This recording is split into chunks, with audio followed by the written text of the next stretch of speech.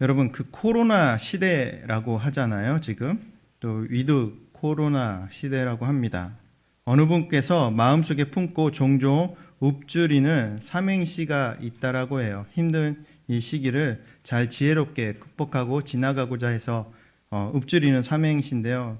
재밌어서, 그리고 또한 우리에게 주는 또한 그러한 교훈이 있는 것 같아서 알려드리고자 합니다. 삼행시인데요. 쫄바지입니다. 쫄바지를 삼행시로 해서 쫄지마, 바로, 지금이 기회야. 쫄지마, 바로, 지금이 기회야.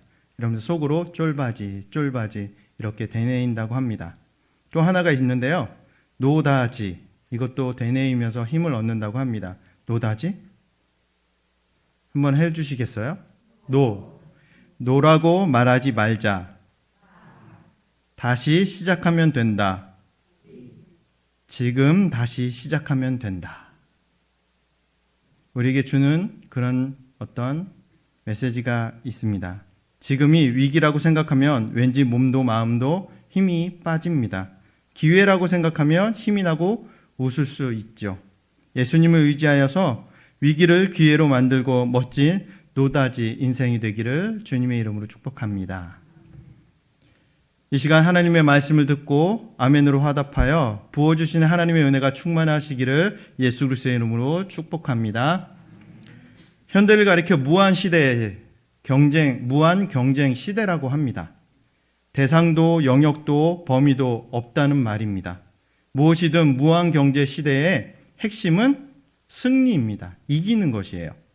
이겨야 의미가 있다라는 겁니다.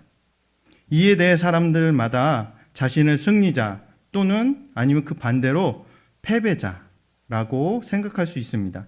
하지만 이겼으면서도 이긴 게 아닌 패배한 사람이 있을 수도 있어요.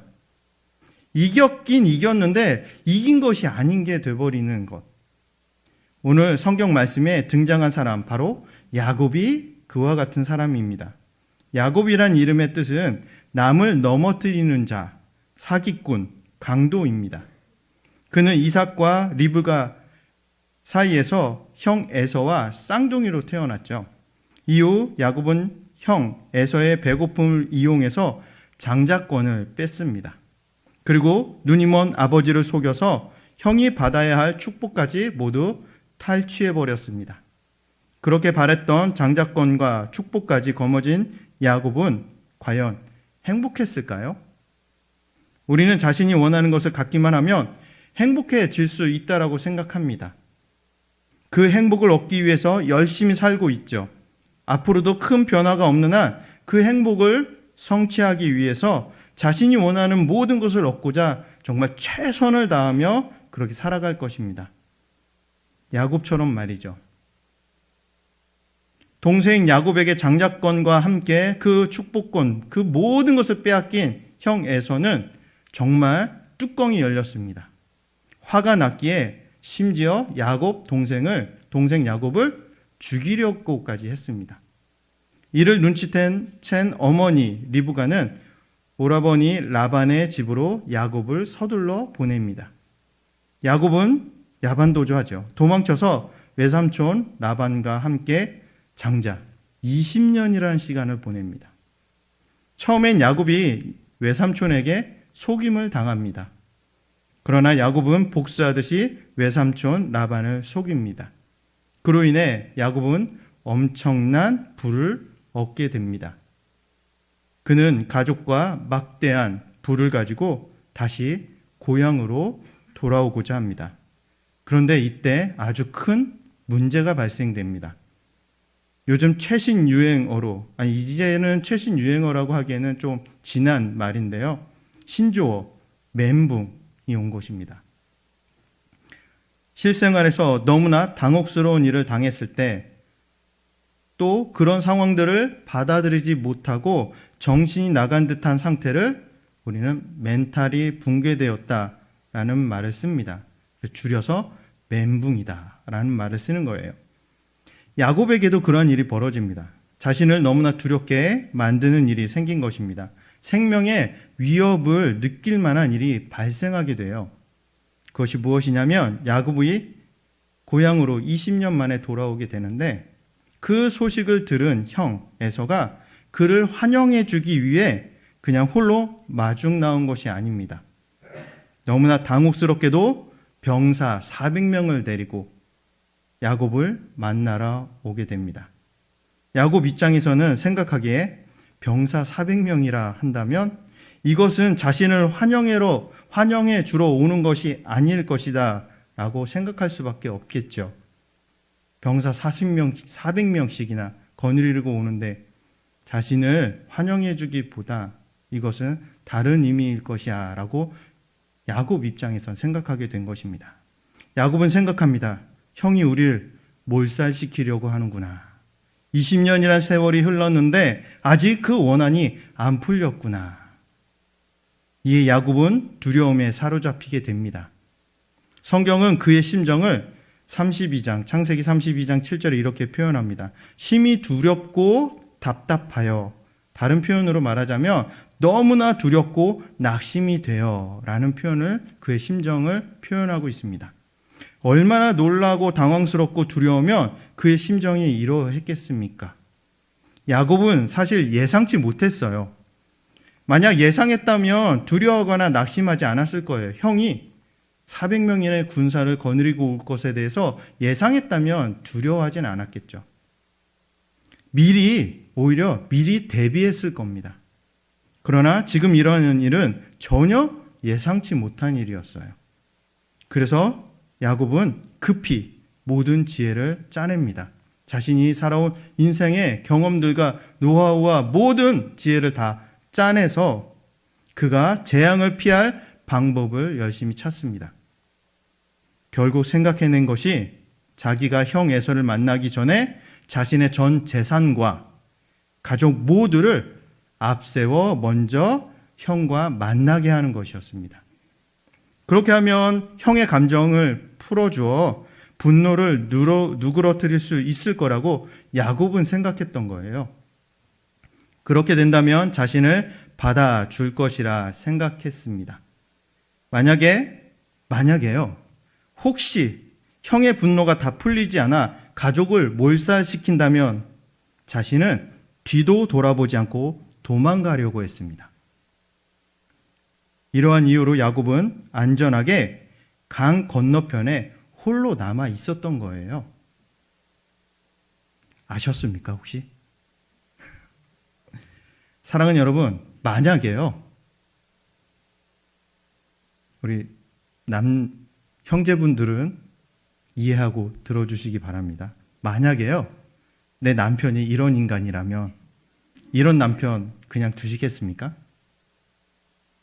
야곱은 아직 인간이 덜 됐습니다. 그래서 우리는 이런 인간을 전문 용어로 이렇게 말합니다. 개의 자식. 야곱은 아직도 하나님의 방법대로가 아닌 자신의 방식대로 사는 그런 인간이었습니다. 성경은 우리에게 그것을 여실히 보여주고 있죠. 솔직히 이런 인간은 하나님의 모든 은총과 사랑을 받을 만한 자격이 없는 그런 사람으로 보입니다.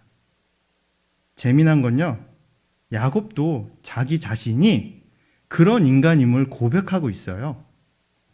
오늘 읽진 않았지만 그 본문 앞에 10절을 보시면 저는 주께서 주의 종에게 베풀어 주신 그 모든 자비하심과 신실하심을 감히 받을 자격이 없는 사람입니다. 라는 고백을 합니다. 그래도 야곱은 주제 파악을 하고 있는 것입니다. 그리고 이어지는 것이 오늘 읽은 본문 말씀입니다. 야곱에게 심각한 삶의 문제가 생깁니다. 그것은 바로 생명의 위협을 받게 되었다는 것이죠. 그것도 친형, 그것도 쌍둥이 친형에게 생명의 위협을 받았다는 겁니다. 야곱은 지금 400명과 함께 자신에게 오고 있는 형 에서로 인해서 심히 두려워하여 낙심된 상태에 빠져 있는 겁니다. 당장 이 문제가 해결되지 않으면 야곱은 모든 것을 잃게 되죠. 전 재산, 가족. 그리고 심지어 자신의 생명까지도 잃을 수 있는 그 자신의 생명을 보장할 수 없는 정말 그러한 위기의 상황에 있습니다. 이것을 우리는 흔히 절체절명의 위기에 놓였다라고 표현하죠. 그래서 야곱이 묘책으로 생각한 것이 형 에서에게 줄 예물을 가진 종들을 가장 앞서 보냈습니다. 그리고 밤에 두 아내와 두 여종과 11 아들과 딸을 인도하여 야복강을 건너게 됩니다. 야곱은 그의 소유도 강을 모두 건너게 했습니다. 이것은 무슨 의미가 있습니까? 자신의 모든 것을 다 포기한다라는 것입니다. 그렇죠. 목숨보다 중요한 게 있을까요? 없죠. 모든 것을 다 내려놓는다라는 의미가 있습니다. 야곱은 이제 자신의 모든 소유와 가족들로부터 완전히 분리된 상태이죠. 강 건너편에는 자신의 모든 소유였던 것들, 재산, 그리고 가족들이 있고요. 강 건너편에는 자신 홀로만 남아 있습니다. 그리고 어두움 속에서 갑작스럽게 어떤 한 사람이 나타나 야곱을 공격합니다. 야곱은 순간 이런 생각이 들었습니다. 형 에서가 보낸 사람인가? 나를 죽이려 하는 건가? 아니면 지나가던 강도였던가? 그래서 내 생명을 빼앗고 나의 소유를 강탈하려고 하는 것인가? 이런 생각들을 아마 했을 것 같습니다. 야곱은 있는 모든 힘을 다해 저항하며 그 사람과 밤새 씨름을 했습니다. 그날 밤에 야곱은 예상치 못한 어떤 이와 씨름을 하게 됐는데 이 사건이 바로 그 유명한 야복강 나루터 씨름 사건입니다. 어디선가 갑자기 나타나 야곱에게 씨름을 건 이 사람이 누구일까요? 호세아서에는 그 사람에 대해서 이렇게 증언해 주고 있습니다. 호세아서 12장 3절 4절에 힘으로는 하나님과 겨루되 천사와 겨루어. 이 사람을 호세아에 있어서는 해석해 주고 있죠. 바로 하나님 그리고 또한 천사라고 그렇게 해석해 주고 있습니다. 성경은 그 사람을 하나님 그리고 천사, 하나님이 천사를 통해 야곱과 겨루셨다라는 의미입니다. 뒤에 홀로 남아있는 야곱과 천사는 날이 새도록 씨름합니다. 날이 새도록 야곱과 씨름했는데 그를 이기지 못한다는 것을 알고 그의 허벅지 관절을 쳐서 고관절이 어긋나게 천사는 만들었습니다. 이 사건을 꿈을 통해 이루어진 사건으로 해석하는 그러한 분들도 있고요. 환상 가운데 이루어진 사건으로 보는 사람도 있습니다. 또는 내적으로 이루어진 사건으로 보는 사람들도 있습니다. 그러나 오늘 본문 31절에서 보시면 야곱이 실제로 허벅다리로 인해 절었다는 표현을 보면 이 사건은 실제 일어났던 씨름 사건으로 보는 것이 더 타당합니다. 아무튼 다리를 절뚝거리게 된 야곱은 더 이상 씨름을 할 수 없는 상태가 되어버렸죠. 그럼에도 불구하고 야곱은 어떻게 합니까? 끝까지 그를 붙잡고 매달립니다. 천사가 말합니다. 날이 새려하니 나로 가게 하라. 그러나 야곱은 어떻게 말합니까? 당신이 내게 축복하지 아니하면 가게 하지 아니하겠나이다. 당신이 내게 축복하지 아니하면 절대 가게 둘 수는 없습니다. 저에게 복 주시지 않으면 저는 당신을 절대로 포기할 수 없습니다. 라는 그런 애절한 마음입니다. 야곱은 하나님을 붙잡고 축복하실 때까지 매달립니다. 야곱은 밤새 울면서 하나님께 간구하는 것이죠. 야곱은 절체절명의 두려움 속에서 자신의 지혜가 소용없음을 알고 하나님께 전적으로 매달린 것입니다. 그는 하나님께서 살려주신다는 그 응답을 해주시기 전까지는 그는 절대 포기할 수 없는 지금 상황입니다. 결국 야곱은 하나님께 강청하여 복을 받습니다. 29절에 그 사람이 이르되 어찌하여 내 이름을 묻느냐 하고 거기서 야곱에게 축복한지라. 야곱에게 축복한지라. 결국 야곱은 하나님께 간절히 요청하여 그 복을 받게 됐습니다. 그렇다면 사랑하는 여러분, 우리는 어떻습니까? 우리는 하나님께 많은 요청을 합니다. 하나님을 향해 입만 열며 이것저것 해달라고 요청하고 들어달라고 간구합니다. 그래도 하나님께서는 시도 때도 없이 거듭되는 우리의 요청을 묵살하지 않으십니다. 그래서 좋으신 하나님이시죠. 언제나 변함없이 하나님의 방법으로 우리에게 응답해 주십니다. 반드시 응답하시는 하나님이심을 믿으시길 바랍니다.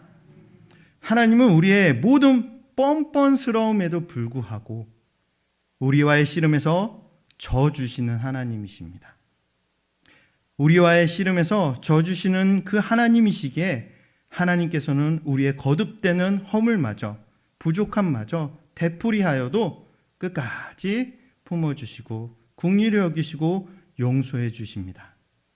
우리는 나에게 똑같은 잘못을 반복하는 그런 사람을 과연 몇 번이나 용서할 수 있을까요? 한 7번쯤 거듭 잘못하면 그 정도는 용서할 수 있을까요? 한 7번쯤 거듭 용서하는 사람도 우리는 정말 성자라고 칭할 수 있을 만한 수준이라고 생각합니다. 일반적으로 사람들은 전과를 지닌 자를 꺼리낍니다. 전과 몇 번만 되면 아예 그와 상종하지 않으려고 하죠. 피하려고 합니다. 그러나 하나님 앞에서 우리의 실상은 어떠합니까? 우리는 매일 같은 죄를 반복하는 그러한 죄인입니다. 하나님 앞에 우리의 죄를 따지자 보면 정말로 전과 몇백 번, 수천 번이 되지 않을까 싶습니다. 그런데도 하나님께서는 흉악범과 같은 우리를 왜 계속 용서해 주실까요? 하나님은 우리를 사랑하시기 때문이시죠. 그리고 하나님이 긍휼의 하나님이시고 은혜의 하나님이시고 자비의 하나님이시기 때문에 그 인자와 자비하심이 끝이 없으시기 때문에 그렇습니다. 그러하기 때문에 하나님께서는 우리와 그 싸움에서도 그 씨름에서도 하나님은 충분히 져주시는 하나님이십니다. 그렇기 때문에 약한 것이 아니고 하나님이 약해서 지신 게 아니죠. 져주신 거잖아요. 하나님의 뜻에 합당한 것이라면 무엇이든 하나님께 구하면 하나님은 우리에게 반드시 응답해 주십니다. 다니엘이 21일 동안 작정하고 기도했던 것처럼 원한 있는 과부가 매일 재판장에 매달리듯이 우리도 하나님께 매달려야 하는 것이 그것이 믿음인 것입니다. 예수님은 비록 친구 관계만으로 주지 않을지라도 강청함을 인하여는 주리라는 교훈의 말씀을 주셨습니다. 구하고 찾고 두드려라 말씀해 주셨습니다. 떡을 달라 하면 돌을 주고 생선을 달라 하면 뱀을 주고 알을 달라 하면 정갈을 줄 자가 어디 있겠느냐 말씀하십니다. 악한 부모도 자식에게 좋은 것으로 줄 알거든 하물며 천부께서 하나님께서 구하는 자에게 주시지 않겠느냐, 정말로 좋은 것을 주시지 않겠느냐라고 말씀해 주십니다. 그러니까요, 응답 받을 때까지 우리는 끝까지 간구해야 한다는 것입니다. 앞으로는 사람과 씨름하지 마시고 하나님과 씨름하시기를 바랍니다. 이제는 사람하고 씨름하지 마시고 하나님과 씨름하시기를 예수님의 이름으로 축복합니다.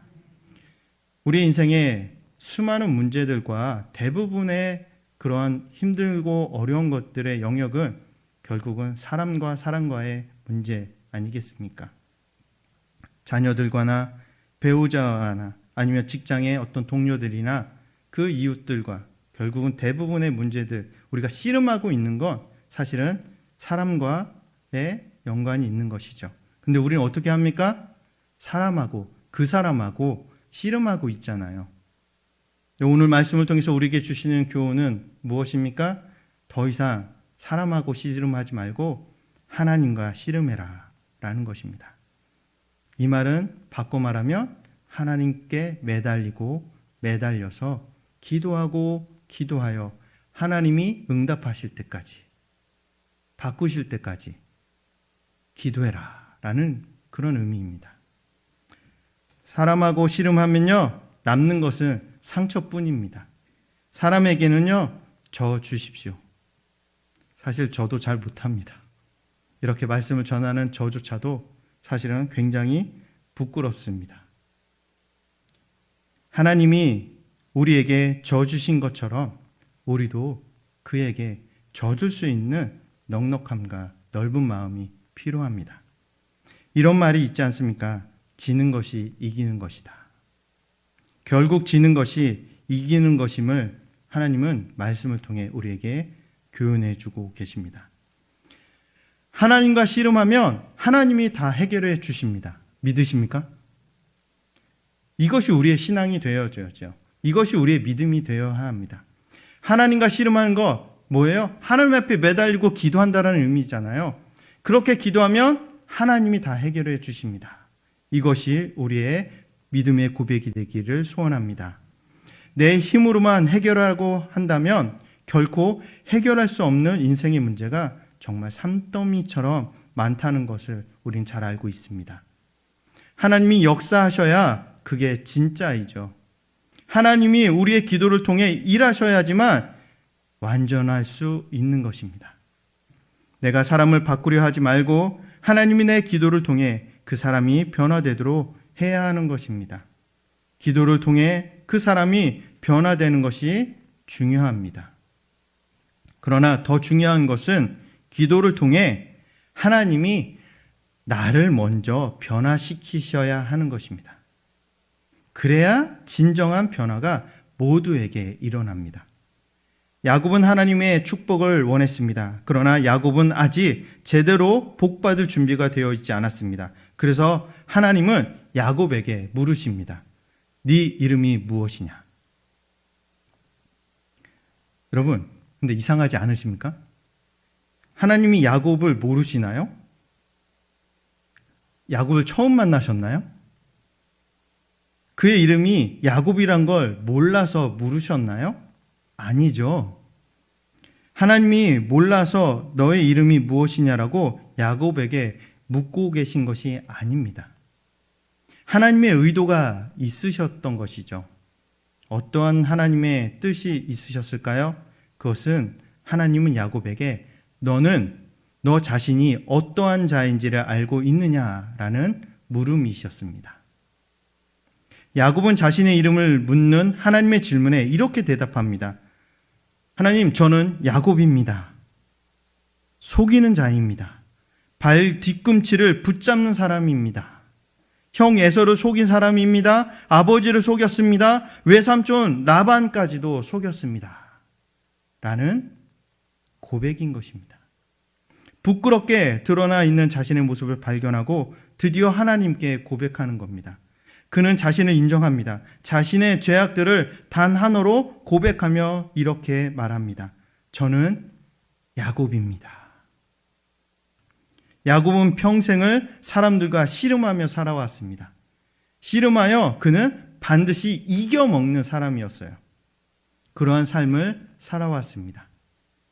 정한 목표는 수단 방법을 다 동원해 자신의 힘으로 반드시 이루어낸 인생을 살았습니다. 그러나 이제 야곱은 하나님께 살려달라고 축복해달라고 간구하고 있습니다. 하지만 하나님은 야곱이 회개해야 한다는 것을 알고 계셨습니다. 근본적으로 그 내면이, 그 속사람이 변화되어져야 하는 것을 하나님은 알고 계셨습니다. 그래서 하나님께서는 야곱을 그대로 두시지 않으십니다. 아니, 그대로 두실 수가 없는 것이죠. 맥스 루케이도 목사님은 이렇게 말합니다. 하나님께서는 있는 그대로 사랑하시지만 있는 그대로 놔두기를 원치 않으신다. 하나님께서는 야곱 안에 있던 죄된 본성과 자아를 하나씩 다루십니다. 네가 어떤 사람이고 지금까지 어떻게 살아왔는지 고백해라. 회개하라. 자백하라. 지난 삶을 이제 청산하고 새롭게 된 삶을 살아가라 라고 하나님께서 메시지를 주고 계신 겁니다. 드디어 야곱의 이름이 이스라엘로 바뀝니다. 28절에 그가 이르되 네 이름이 다시는 야곱이라 부를 것이 아니요 이스라엘이라 부를 것이니 이름을 바꿔주십니다. 날이 새려하니 천사가 야곱에게서 떠나려 합니다. 야곱은 자신을 축복해 주지 않으면 가게 하지 않겠다고 천사를 붙잡고 놓지 않습니다.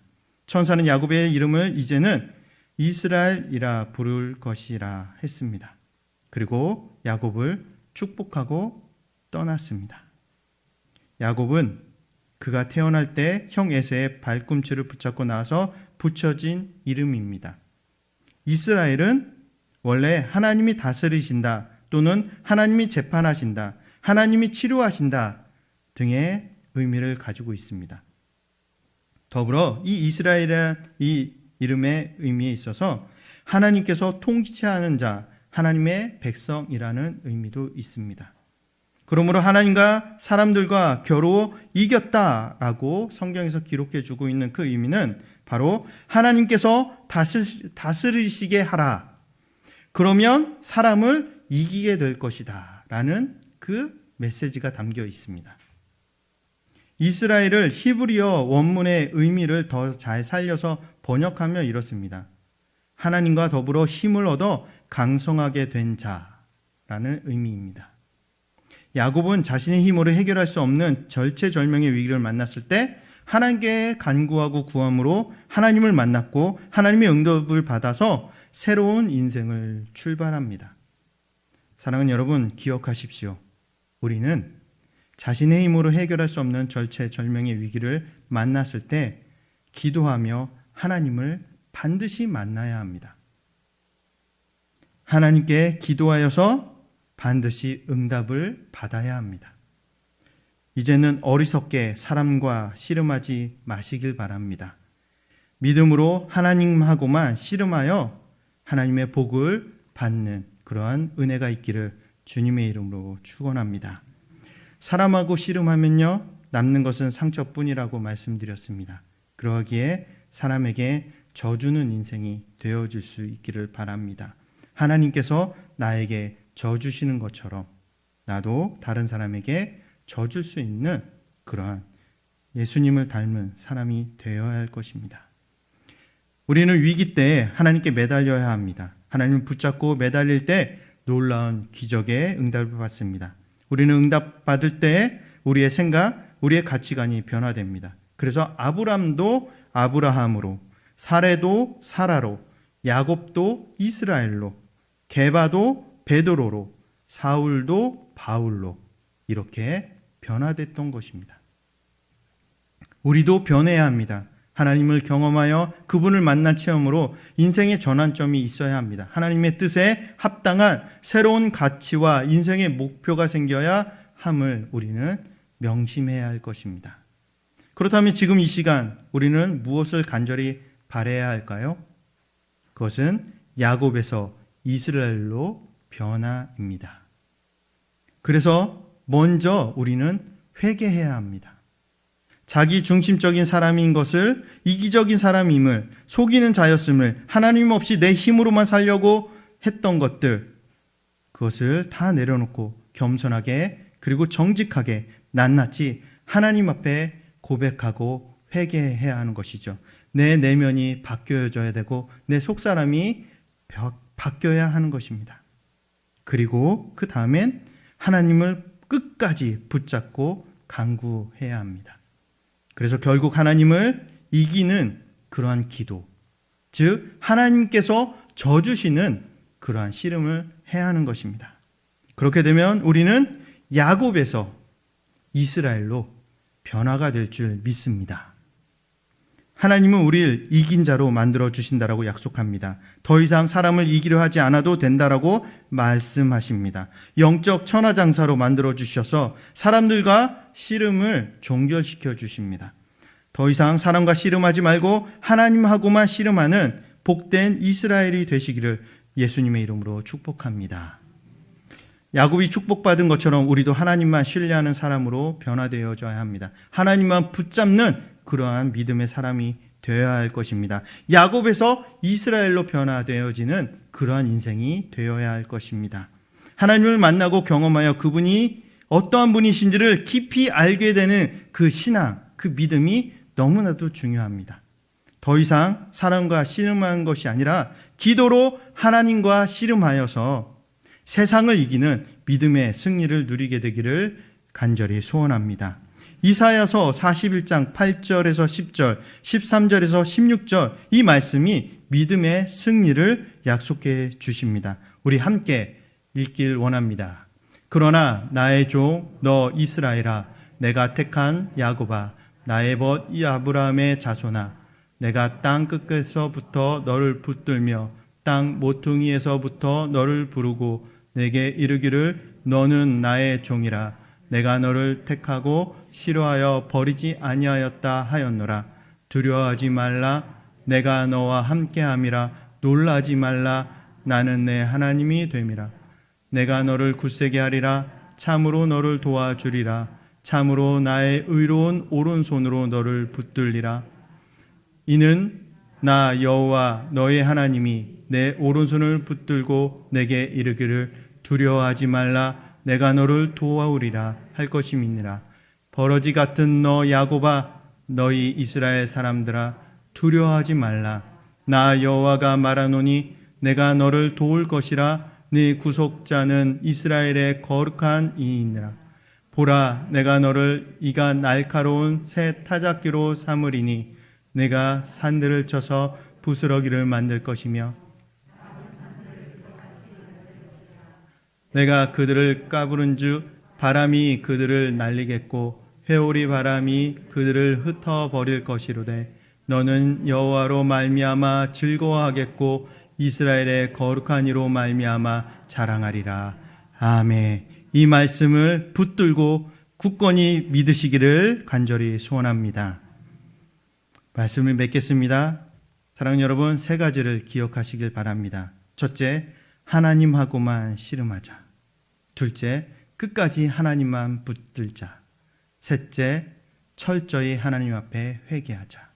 이러한 인생을 삶으로 인하여서 우리의 인생이 야곱에서 이스라엘로 바뀌는, 변화되어지는 그러한 인생이 되기를 간절히 소원합니다. 인생의 절체절명의 문제가 해결되어지는 그러한 하나님을 만나는 분이의 신앙이 되기를 간절히 소원합니다. 이것이 바로 하나님을 만나 하나님을 아는 분이의 신앙, 그래서 승리의 삶 사는 복된 인생이다라는 것을 오늘 말씀에서 우리에게 알려주고 있습니다. 세상적으로는 정상에서 비정상으로 변화가 있어야 합니다. 그러나 하나님 앞에서는 비정상에서 정상으로 변화되어져야 한다는 말입니다.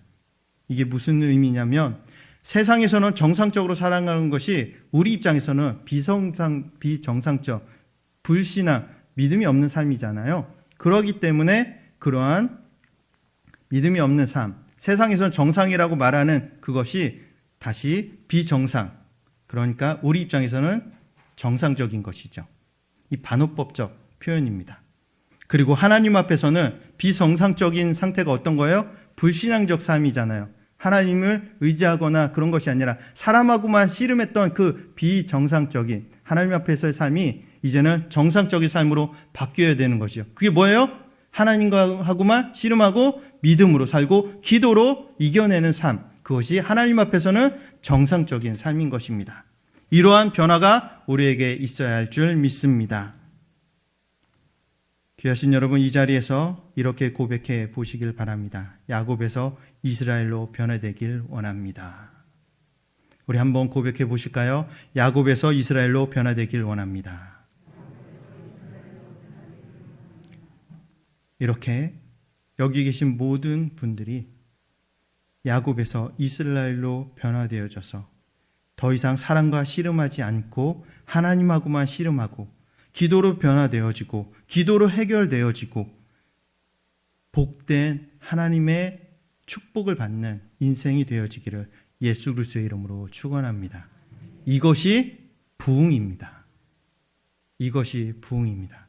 우리 새가천 교회에 바로 이렇게 하나님께서 져주시는 자들이 많아지고 더욱 많아지고 그리고 기도로 모든 문제를 해결하여 줘서 우리 교회가 변화되어지고 그리고 이 지역이 변화되어지는 복된 그러한 교회가 되어질 수 있도록 부흥에 일어나는 교회가 되어질 수 있도록 예수 그리스도의 이름으로 축원합니다.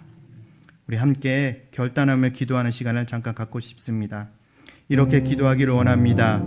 야곱에서 이스라엘로 변화되길 원합니다. 하나님, 제가 야곱이었습니다. 속이는 자였고 발꿈치를 잡는 사람이었고 이기적인 사람이었고 교만한 자였습니다. 지금까지는 내 생각, 내 방법, 세속적인 가치관으로 살았습니다. 이제부터는 사람과 씨름하지 않고 오직 하나님하고만 씨름하고 하나님 붙잡고 하는 기도하며 기도로 해결하겠습니다. 먼저 내가 하나님 앞에 회개하고 내가 먼저 변화되어지는 인생이 되어지길 원합니다. 하나님, 저를 야곱에서 이스라엘로 변화시켜 주시옵소서. 주여 한번 외치고 간절히 기도합니다. 주여, 하나님, 내가 너무나도 어리석은 자였습니다. 내가 하나님 너무나도 어리석은 자였고 이기적인 사람이었습니다. 교만한 자였습니다. 제가 야곱이었습니다. 속이는 자였습니다. 하나님, 내 생각, 내 방법대로 그렇게 살아왔습니다. 사람들과 씨름하고 이겨 먹으려고 했던 자입니다.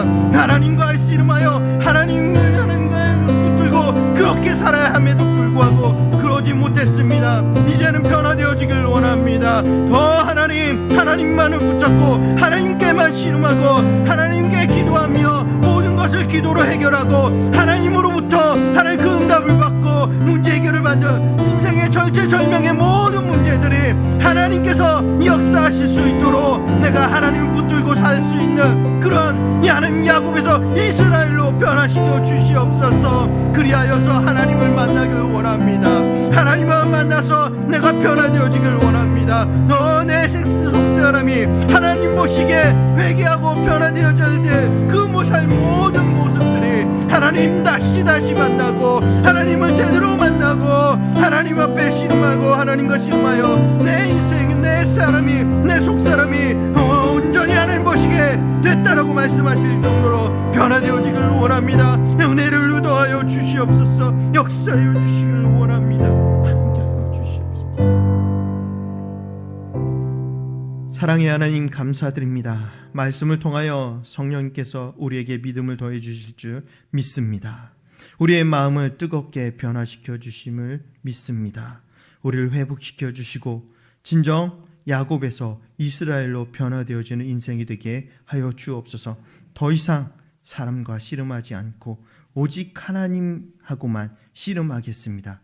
이 결단을 하고 고백했습니다. 하나님, 우리의 이 믿음의 고백을 들어 주시옵소서. 기도로 변화되어지고 기도로 해결하기를 원합니다. 하나님을 만나서 정말 하나님 변화되어지는 내 속사람이 하나님 보시기에 아직도 변화되어지고 고쳐져야 될 것들이 하나님 온전히 하나님을 만남으로 인하여 변화되어지고 고쳐지는 그러한 역사의 은혜가 있게 하여 주옵소서. 성령 하나님, 내 마음을 엽니다. 내 모든 것을 내려놓습니다. 하나님께 모든 것을 이탁하고 내려놓사오니 하나님, 나를 다루시고 나를 바꾸시고 나를 이끌어 주옵소서. 그래야 말씀하여 주시옵소서. 너도 이스라엘이라 말씀하여 주시옵소서. 이 시간 간절히 기도한 이 모든 것들 하나님 들으시고 하늘 문을 열어 주옵소서. 은혜 위에 은혜를, 복의 복을, 성령 충만함을 허락해 주시옵소서. 간절히 더불어 기도하는 것은 우리 새가천 교회 하나님 부흥이 있게 하여 주옵소서.